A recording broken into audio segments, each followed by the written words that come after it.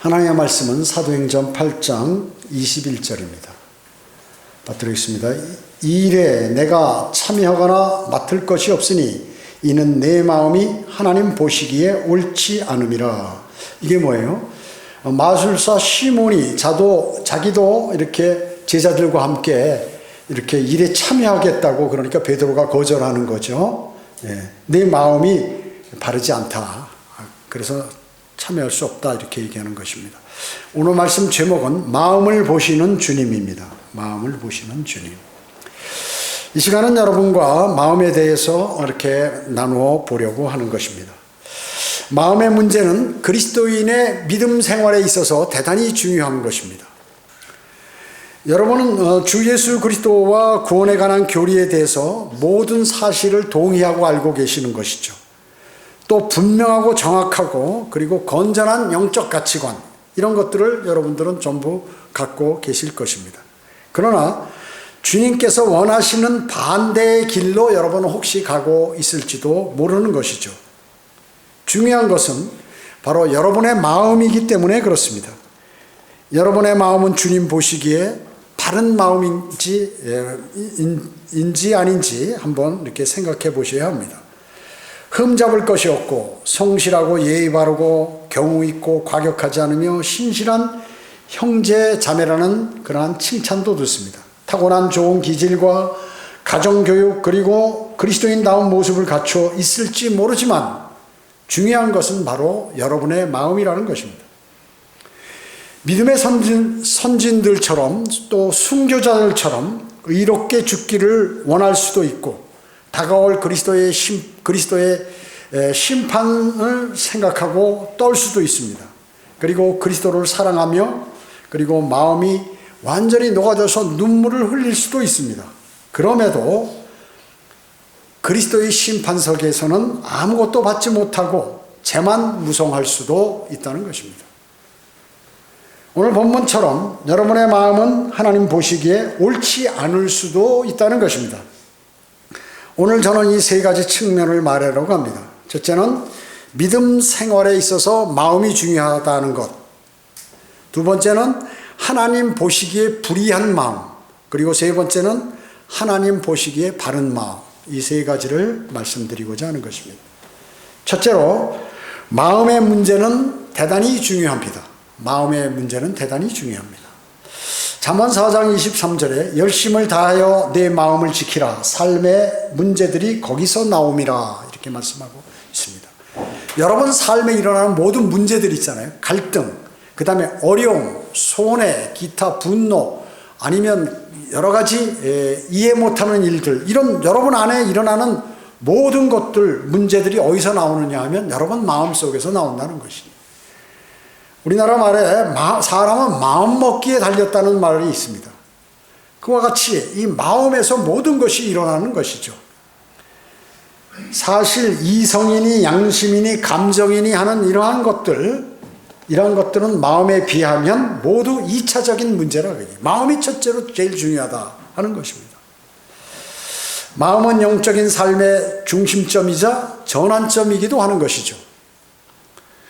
하나님께 대해서 살아있고 성령님의 일깨움을 받는다면 그 사람은 진정으로 살아있는 사람입니다. 성령님께서 나를 인도한다고 그러면 살아있는 사람이에요.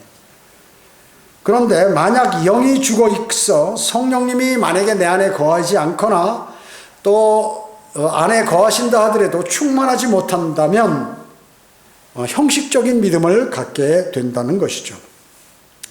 잠언 16장 2절에 주께서는 그 영들을 달아보시느니라. 그러니까 우리가 영적인 일은 잘 모르잖아요. 내 영이 무슨 생각을 하고 있는지, 내 영 상태가 어떤지 상대방도 잘 모르고 잘 모르는 것입니다. 그러나 하나님은 그 영의 무게를 달아보시는 거예요. 영이 어떤 상태에 있는지 다 보고 계시다 하는 것이죠. 예레미야 17장 10절은 나 주는 마음을 살피고 나는 속을 시험하며 그 사람의 행위와 행실의 결과대로 각 사람에게 주노라. 이렇게 말씀하고 계세요. 이사야 시대에 보면은 유대인들이 많은 값비싼 헌물들을 바쳤어요. 아주 비싼 헌물들을 이렇게 하나님께 바쳤단 말이죠. 그리고 그들의 입술은 늘 주님을 찬양했습니다. 그러나 마음은 그들이 마음을 빠뜨렸다. 하나님께 마음을 드려야 되는데 그 마음을 빠뜨렸다. 나머지 그런 바람에 나머지의 모든 것들이 헛것이 되어버렸어요. 열왕기하 10장에 보면 예후라는 사람이 나오는데 이 사람은 왕이 돼서 우상 숭배에 대해서 아주 잔인하게 다 없애버리죠. 이스라엘 백성들이 우상들을 다 불태워버리고 없애버리고 뭐 난리를 친 거죠. 분노를 느꼈어요. 우상에 관해서. 그래서 이걸 다 없애버렸습니다. 손수 우상들을 제거함으로써 일시적으로 그는 많은 복을 받았습니다. 그런데 북이스라엘의 단과 베델에 금송아지가 있었는데 그 금송아지를 없애지 않은 것이에요. 즉 여로보암의 죄들에서 떠나지 않았다고 성경은 말씀하고 있는 것이에요. 이스라엘이 남북으로 갈려서 북왕국 이스라엘, 남왕국 유다 아니에요. 그러니까 북왕국 이스라엘 사람들이 예루살렘에 경배하러 가니까 이 여로보암이 베델과 단의 북쪽과 남쪽에 금송아지를 만들어 놓고 여기다 경배하라고 한 것이죠. 근데 그것을 없애야 되는데 다른 우상들을 다 없애버렸는데 그것을 안 없애버렸다 그 얘기죠. 그리스도인이 복음 전파도 하고 진리도 알고 하는데 본인이 만약에 믿음이 없어서 그냥 실족해버렸다.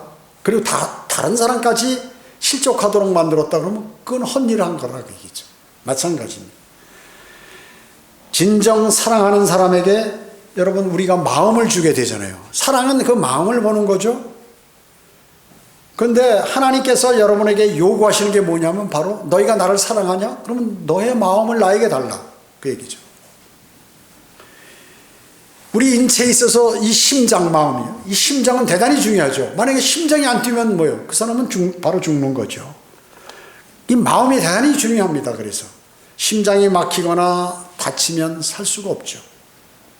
믿음 생활에서도 마음, 이 심장, 이 영적인 것은 생명의 근원인 것입니다.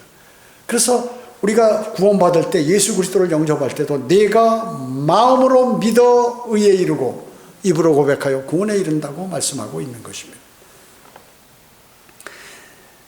믿음 생활에서도 여러분의 마음이 하늘에서 내린 불같이 타오르는 그 열정이 없다고 하면 우리는 살아있다고 볼 수가 없다는 것입니다. 내 안에 늘 주님을 사랑하는 그러한 열정이 내 마음속에 그득해야 하나님의 말씀을 신뢰하게 되고 하나님의 말씀을 읽게 되고 공부하고 그리고 하나님의 명령을 준수하게 되는 것입니다.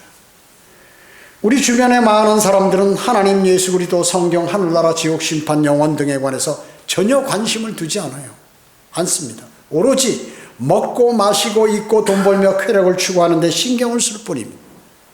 여러분 주변의 사람들은 다 그래요. 왜냐하면 그들은 마음이 잘못되어 있기 때문에 그런 것입니다. 그토록 많은 사람들이 복음을 들으면서도 마음이 변하지 않는 까닭이 있어요. 주님을 영접했는데 마음이 변하지 않아요. 그게 뭡니까? 그들은 때때로 지적으로든 설득되어서 진리에 대해서 지적으로 동의를 합니다. 아, 하나님의 말씀이 이거 맞다. 아멘.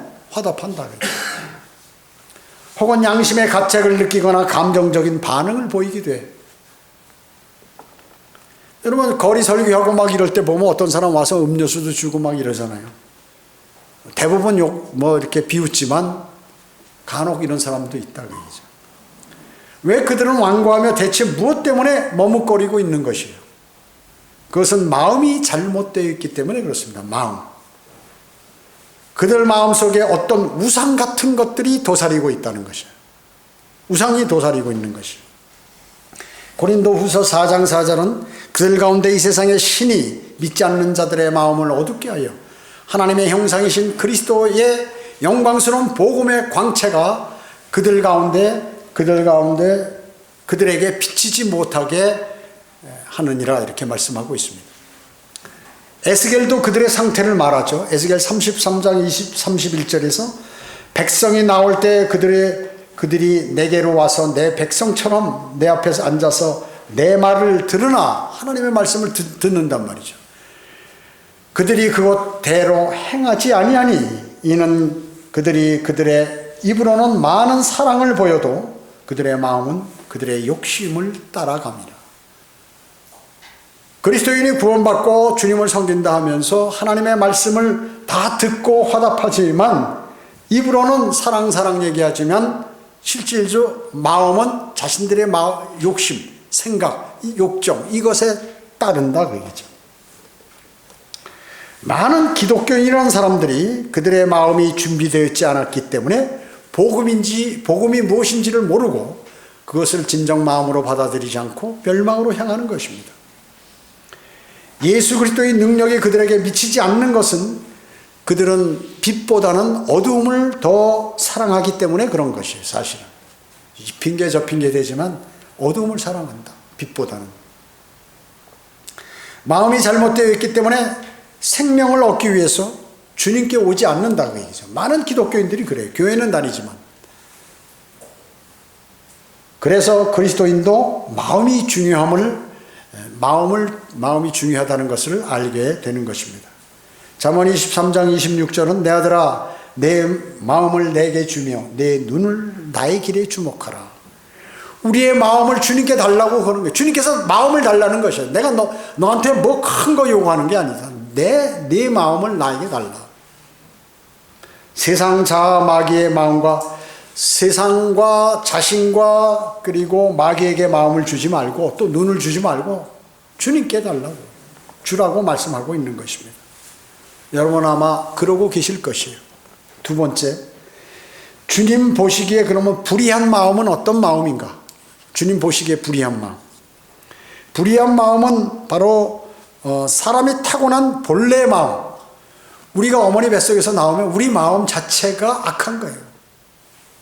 과거에 보면 우리 학교 다닐 때 성악설이 맞냐 성선설이 맞냐 누구 말이 맞냐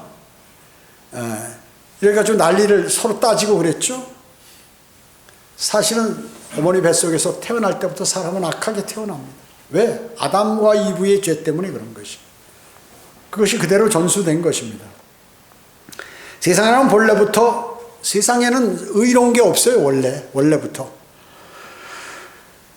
사람의 마음은 그래서 원래 악한 것입니다. 무지한 사람들은 본성적으로 선한 마음을 이렇게 지녔다고 이렇게 보통 얘기하죠. 어린아이 봐라. 쟤 어린애 뭘 아냐. 죄를 모른다 이렇지만 아니에요.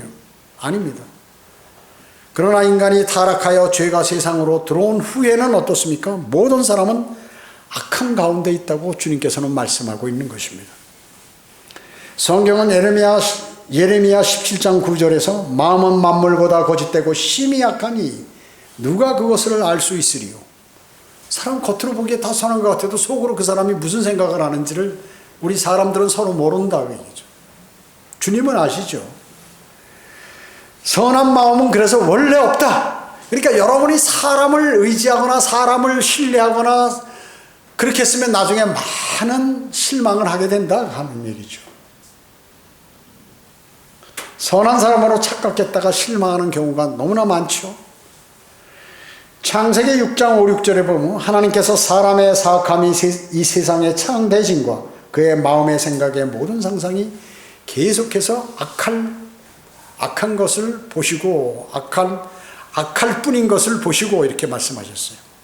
어떻게 했어요? 사람 지으신 것을 후회하고 물로 심판하신 것이에요. 노아의 홍수가 일어나는 거죠. 전도서 9장 3절에도 정녕 사람들의 아들들의 마음이 악으로 가득 찼으며 성경은 또 의인은 없나니 없도다 한 사람도 없도다 이렇게 말씀하고 있죠. 마가복음 7장 21절 23절에서도 이는 속에서 즉 사람의 마음에서 나오는 것은 악한 생각과 간음과 음행과 살인과 도둑질과 탐욕과 악의와 시기와 방탕과 악한 눈과 하나님을 모독함과 교만과 어리석음이기 때문이니 이런 모든 악한 것은 속에서 나와 그 사람을 더럽히느니라 이렇게 말씀하고 있습니다. 우리 안에서 더러운 것이 나와서 우리를 더럽힌다 그 말씀이죠. 본래 타고난 마음은 불의하고 추하다 하는 것이 하나님께서 인간을 보는 관점인 것입니다. 그러나 하나님의 은혜로 변화받지 못한 불의한 그러한 마음들 가운데 공통된 그러한 특징들이 있다는 것이죠. 그러한 특징들이 다 있다는 것이요. 이것을 에스겔 11장 19절에서는 돌 같은 마음이라. 돌 같은 마음. 여러분 돌 어때요? 돌 같은 마음이다. 돌 딱딱하죠, 상당히. 여러분 돌 침대 뭐 좋다고 선전하는데 그거 잡으면 나중에 결려가지고 말이죠, 안 좋아요. 돌은 딱딱하죠. 단단해. 돌이 뭐 이렇게 휘거나 그러지 않잖아요. 그죠? 눌러지지도 않고 딱딱해요. 고난을 겪어도, 그리고 남의 덕을 봐도, 혹은 말씀을 들어도, 상담을 해도 마음은 도무지 부드러워지지 않는 것을 돌 같은 마음이라고 성경에서 말씀하고 있는 것입니다. 이런 사람은 주님이 오셔서 변화시켜야 되는 거지 이게 안 되는 것이에요. 하나님의 말씀을 정말 하나님께서 아주 특별한 방법으로 하셔야 되는 것이죠. 돌 어떻습니까? 여러분 돌 이렇게 여름에 돌에 이렇게 다 바위에 기대 있으면 시원하잖아요. 시원하죠. 차갑습니다. 그 돌 같은 마음이다. 마음이 차가운 거예요. 마음이 온화해야 되는데 차갑다는. 사람의 살이나 나무나 흙 이런 것들은 좀 그렇게 돌처럼 차질 않죠. 돌에 대고, 여러분 돌멩이가 있는데 바위에 대고 막 설교. 어떤 사람은 산에 가서 수영한다고 돌을 향하여 이제 얘기한다. 돌은 듣긴 들어요. 사실 성경에도 이제 다 거기서 일어난 죄 같은 거 다 보고 듣고 그 안에 저장이 사실은 되어 있어요. 그러나 우리가 느끼기에, 인간이 느끼기에 돌한테 아무리 얘기해봐야 뭐 반응이 있나요? 없습니다. 영적 감각이 전혀 없다는 것이죠. 여러분 그 돌 같은 마음을 가진 사람에게 아무리 복음을 전해도 무감각이에요. 무감각. 죄에 대해서, 심판에 관해서 얘기하면 양심이 살아있는 사람은 뜨끔뜨끔한데 오히려 아주 격하게 반응을 하는 것이죠. 세상 사람들은 복음의 말씀이 전파돼도 신문에 나오는 그러한 무슨 뭐 신문에 나오는 내용이나 아니면 무슨 정치, 경제, 뉴스 이런 것보다만도 못하게 이렇게 여기는 것이에요. 복음을, 하나님의 위대하신 복음을. 이러한 마음은 주님께서 그것을 녹이시기 전에는 아주 힘들다 그얘기죠. 여러분 돌은 돌멩이가 하나 있는데 그 돌이 또 다른 돌을 낳고 일어나요? 생산력도 없어요. 전혀.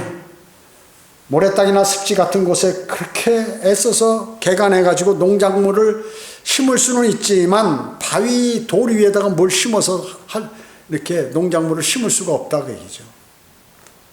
돌 같은 마음에 생명을 주입시킬 수가 없는 것이에요. 생명을 낳게 할 수가 없어요. 본래 타고난 마음의 경우도 마찬가지죠. 그런 마음에는 회개라든지 믿음, 사랑, 거룩함, 겸손 이런 걸 기대할 수 없다. 주님께서 손수 그 돌멩이를 깨트려 주셔서 잘게 빻아가지고 그 모래나 흙같이 되게 해서 그렇게 해야 뭐가 열매를 맺을 수 있는 것이지 맺을 수가 없다는 것입니다. 돌은 생명이 없죠. 죽은 것입니다. 돌은 볼 수도 들을 수도 움직일 수도 성장할 수도 없어요. 돌에게 지옥의 불에 관해서 아무리 설교를 해봐요. 예. 우상에게, 돌 부처에게 가가지고 여러분 어때? 발길을 걷어차면서 야 부처야 너 까불어. 그럼 벌을 받나요? 근데 세상 사람들 벌 받을까봐 그걸 못하는 거예요. 돌이 어떻게 그렇게 하냐 그 얘기죠. 죽은 게 하나님은 어때요? 살아계신 하나님이 성경에서 나는 살아있다. 나는 살아있다. 나는 너의 마음을 다 들여다본다. 이렇게 말씀하신단 말씀이죠. 그러니 그 돌 부처나 이런 성황당 이런 데다가 절하고 복을 빚고 우리는 아주 그런 것이 몸에 배 있어요. 조상 때부터.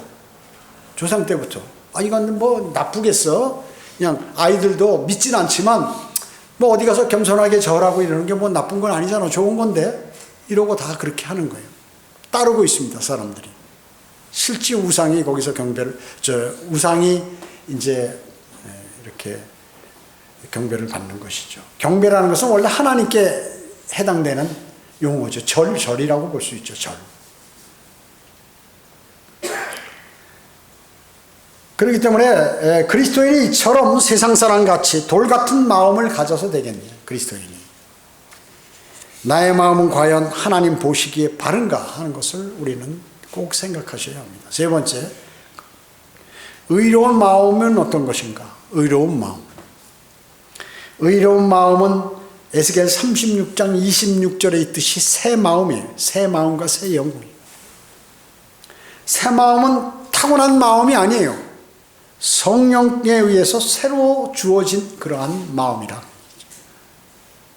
기뻐하는 것과 슬퍼하는 것, 그리고 바라는 것과 두려워하는 것, 좋아하는 것, 싫어하는 것의 대상이 모두 새롭게 바뀐 마음이라 그 얘기죠.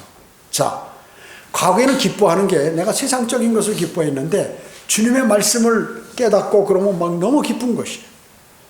그리고 주님께서가 교제하는데 주님께서 내 기도를 들으신다는 것을 내가 감각적으로, 영적 감각으로 알게 됐을 때 기쁜 거지.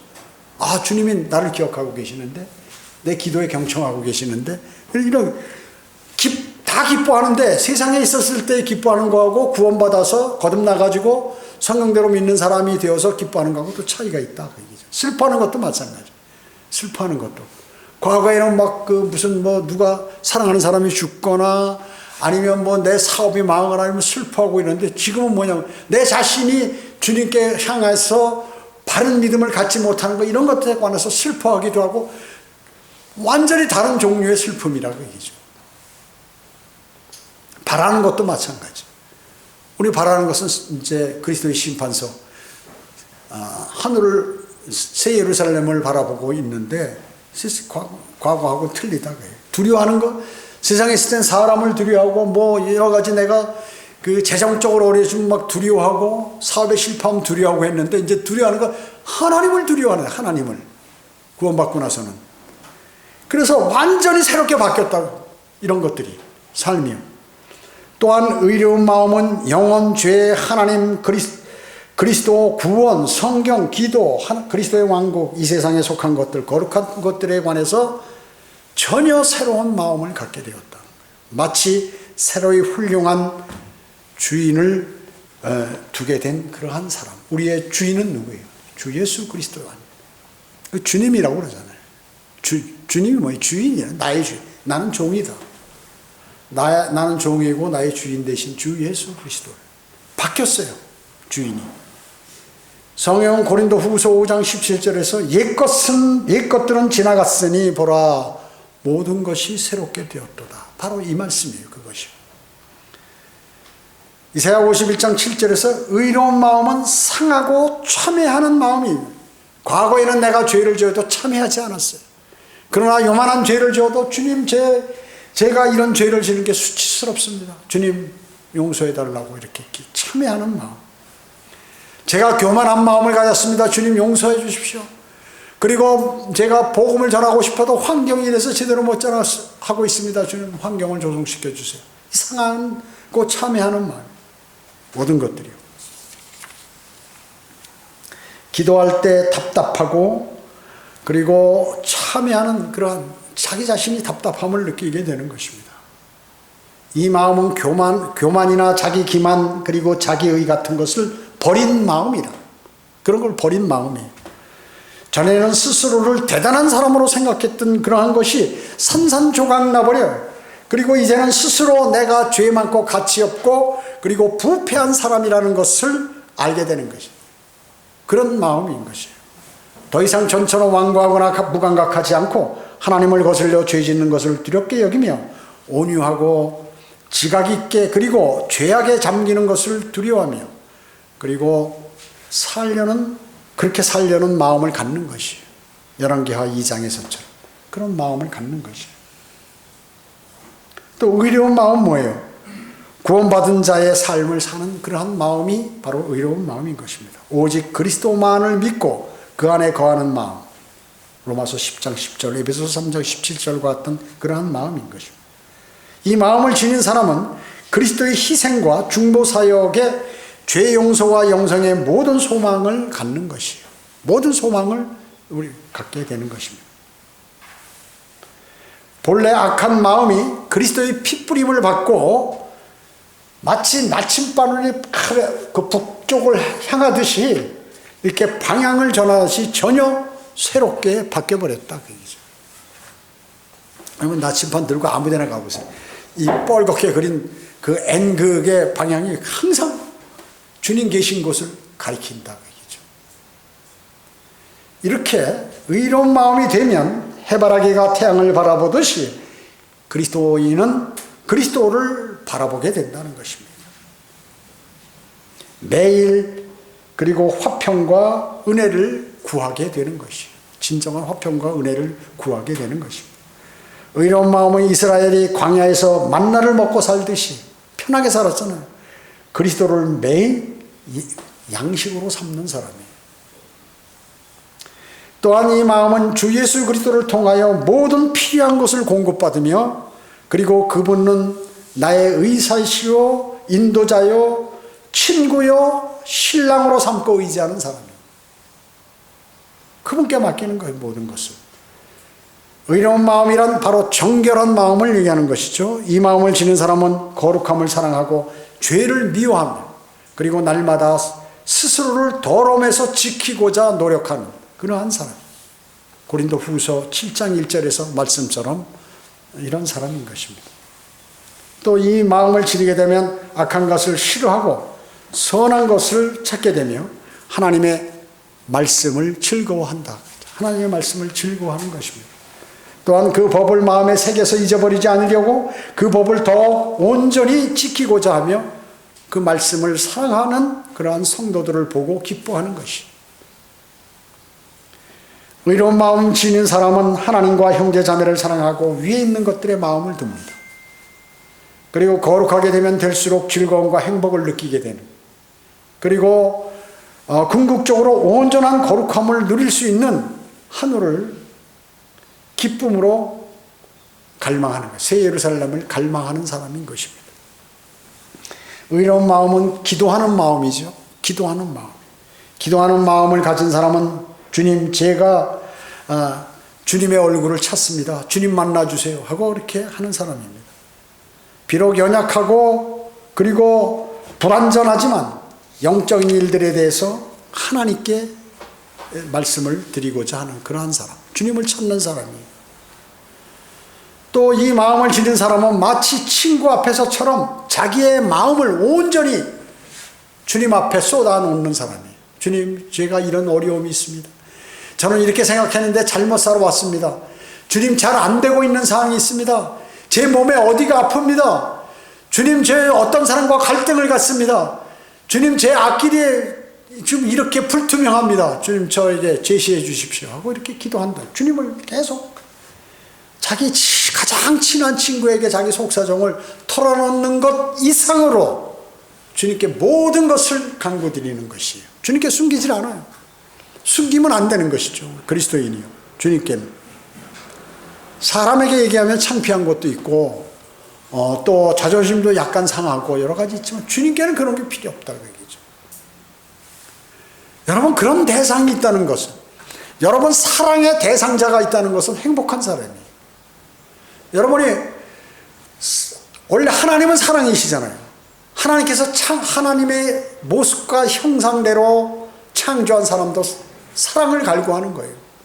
그 사랑은 그런 육신적인 사랑이 아니라 하나님께서 우리 인간을 사랑하는 동일한 사랑을 가짐으로 진정한 모든 사랑을 할 수 있는 것이다 하는 것이죠.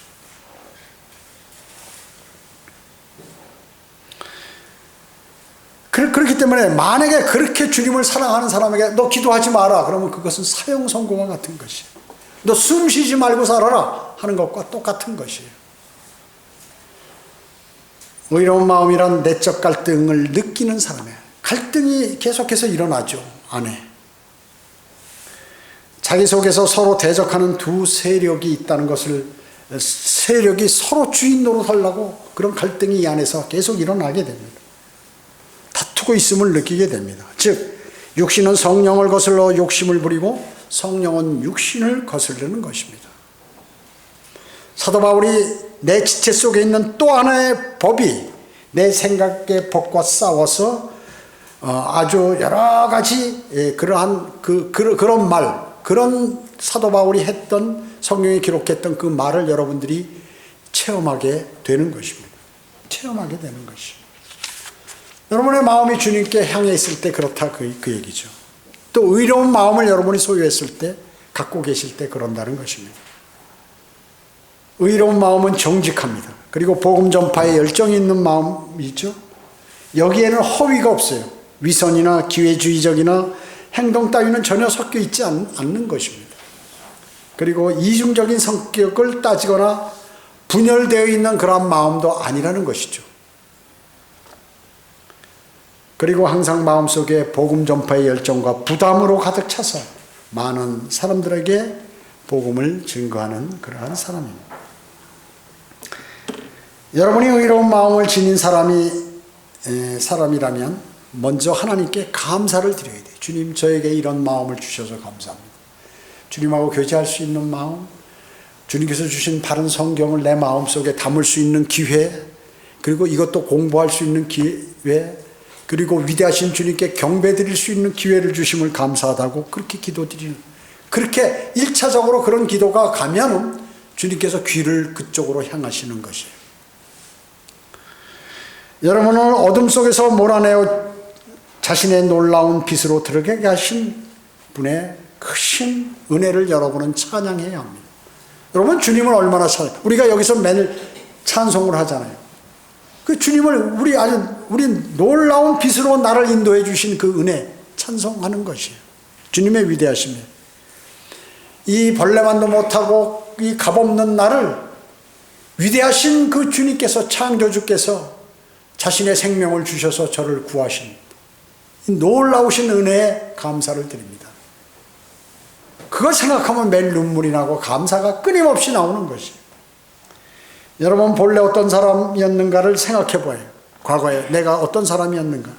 여러분이 은혜를 받을 자격이 없는데도 불구하고 그 은혜를 받았다, 그 얘기죠. 그리고 여러분이 어떠한 이유로든지 생을 마감하고 죽으면 고통도 괴로움도 슬픔도 없는 새 예루살렘에서 영원히 산다. 영원히. 그리고 여러분이 거처할, 여러분 지금 집값들이 쓸데없이 너무 비싸잖아요. 거기에 금으로 된 집을, 어마어마하게 넓은 집들을 다 준비해 놓고 계시다, 그 얘기죠. 영원을 살 집, 영원히 살 집. 물론 여러분의 현재 상태가 부족하고 자신이 원하는 바에 미치지 못할 수 있습니다. 그렇잖아요. 나는 더 주님을 사랑하고 더 좋게, 그리고 하나님 말씀도 잘 알고 하는데 막 갑갑하고 좀 뭔가 내 생활을 돌아보면 못 미치는 게 많이 있습니다. 그럴지라도, 그러나 어쨌든 여러분의 마음은 이미 완고한 마음이 아니라는 것이에요. 왜? 주님의 영이, 성령께서 내 안에 들어와서 내 영과 결합해 있기 때문에 더 이상 떨어지질 않는다는 얘기죠. 그렇기 때문에 여러분이 조금만 마음만 바꾸면 즉시 이렇게 할 수 있어요, 누구나. 마음이 변화된 사람은 찬양하고 싶은 마음으로 가득하죠. 주님을 매일 찬양하고 싶은 것이. 여러분, 찬양이라는 게 우리가 찬송가만 꼭 불러서 찬양이 아니고 하나님의 말씀을 묵상하는 가운데서도, 야, 정말 주님은 위대하시다. 어째 이런 일이. 이것이 왜 이 사도행전에도 보면 참 이런 일들이, 사도들이 이런 일들을 하는데 주님이 거기 개입하시고, 에스겔에게도 그냥 막 그 악한 이스라엘에게 보내는데 주님께서 완전히 무장시켜서 그걸 보내시고 하는 그러한 내용들을 볼 때, 주님의 인도하심으로 내가 지금까지 있었구나 하는 것들을 많이 느낄 수 있죠. 그리고 내가 이렇게 변화되었구나, 내가 이런 사람이 되었구나 하는 것이. 여러분이 의로운 마음을 지닌 사람이라면 겸허한 자세로 깨어 있어야 한다는 것이죠. 깨어 있어야. 내가 지금 어떤 상태에 있는지를 알아야 돼요. 지금 주님께서 나를 어떻게 보고 계신지를 알아야 돼요. 그냥 정신없이 이 세상을 살면 안 돼, 그리스도인은요. 여러분이 아직 여러분의 경주는 맞춰지지 않았어요. 여러분은 지금 운동선수로서 경주하고 있는 운동선수와 같습니다. 마라톤 선수가 말이죠, 42.195를 뛰는데 어마어마하게 힘들잖아요.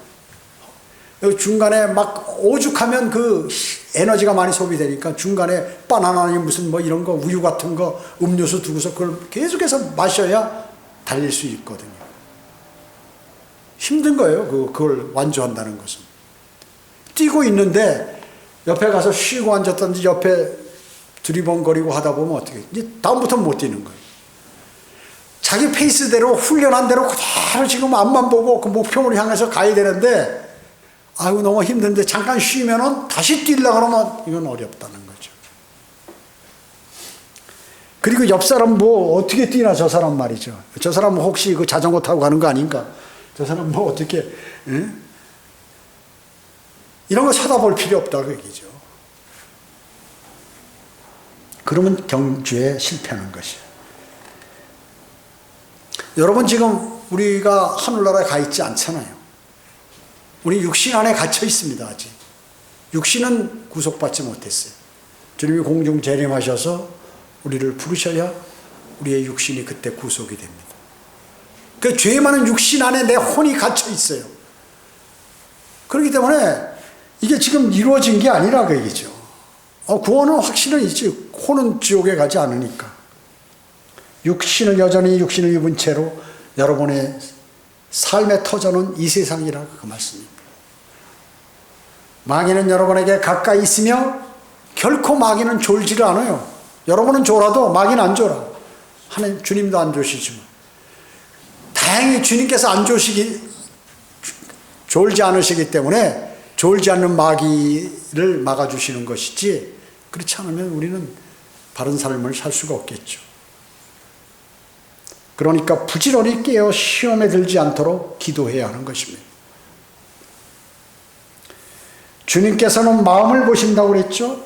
불의한 마음을 버리고 하나님 보시기에 바른 마음을 갖도록 말씀과 기도에 정진하고 그리고 주님의 도우심으로 내가 복음과 진리를 전파하고 하는 이런 도우심으로 사는 그 힘이 있어야 돼요. 힘을 받아야 돼요, 여러분요. 반드시.